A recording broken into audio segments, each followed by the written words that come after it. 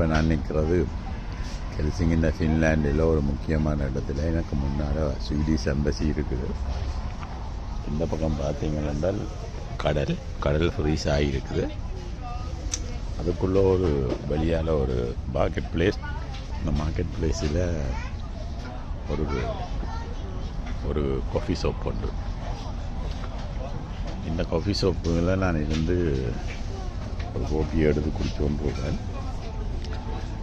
என்னென்றால் கிட்டத்தட்ட ஒரு 350 கிலோமீட்டருங்கால ரஷ்யா இருக்குது. அதுதான் ரஷ்யாவோட 1380 கிலோமீட்டர் நீளத்தில் போர்டர் இருக்குது ஃபின்லாண்டில்.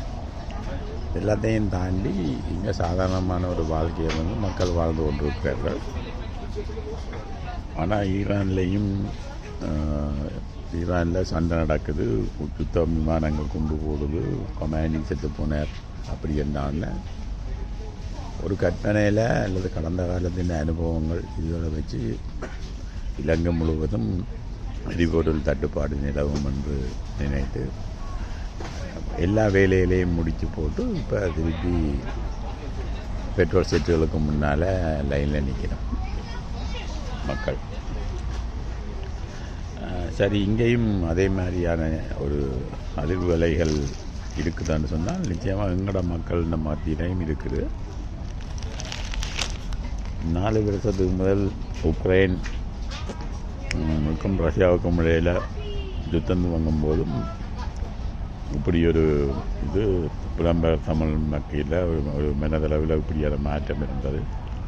இந்த பொருட்களை எல்லாத்தையும் வாங்கி வைக்கிறது, அரிசி, சீனி, பருப்பு, மா, சோப்பு, சீப்பு, கண்ணாடி எல்லாத்தையும் வாங்கி வைக்கிறது எல்லாம் இருந்தது. அப்போ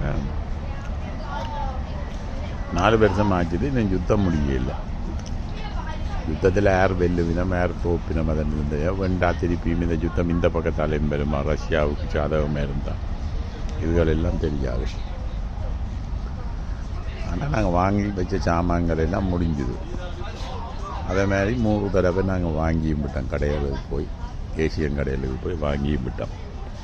இப்போ திருப்பி ஈரானில் சண்டை நடக்குது, உலக யுத்தம் வந்துட்டுதுன்னு சொல்லி ஜனங்கள் கிரமமாக வாங்குகிற உணவுப் பொருட்கள், மளிகை பொருட்கள் இவைகள் எல்லாத்தையும் தாண்டி கொஞ்சம் அதிகமாக தான் வாங்கி வீட்டில் ஸ்டோக் பண்ணுறதுக்கு வழிகட்டு வைக்கணும்.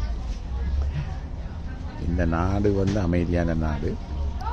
நாங்கள் அமைதியான நாட்டுக்கு வந்ததுண்டு புலம்பெயர்ந்த தேசமாக இதை கருதி வந்த நாங்கள். இங்கேயும் நாங்கள் எங்களோட இங்கே நடக்கின்ற புறச்சூழல்கள், உலகத்தில் இருக்கக்கூடிய புறச்சூழல்கள் எல்லாம் எங்களோட நிம்மதியாக இருக்க முடியல.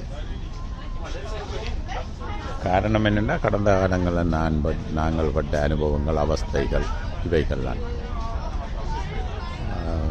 இதுக்கு முடிவு கட்டுறதுன்னு சொன்னால் உங்களுக்கு ஏதாவது தீர்மானம் ஒன்று இருக்கும். அந்த தீர்மானத்தை நீங்கள் கீழே கொமெண்ட்டில் எழுதி பாருங்க எனக்கு. அதுக்கு நான் அது என்ன கொஞ்சம் உற்சாகப்படுத்துகிறதா இருக்கும் மேலும் வீடியோக்கள் போடுறதுக்கு. நன்றி, வணக்கம்.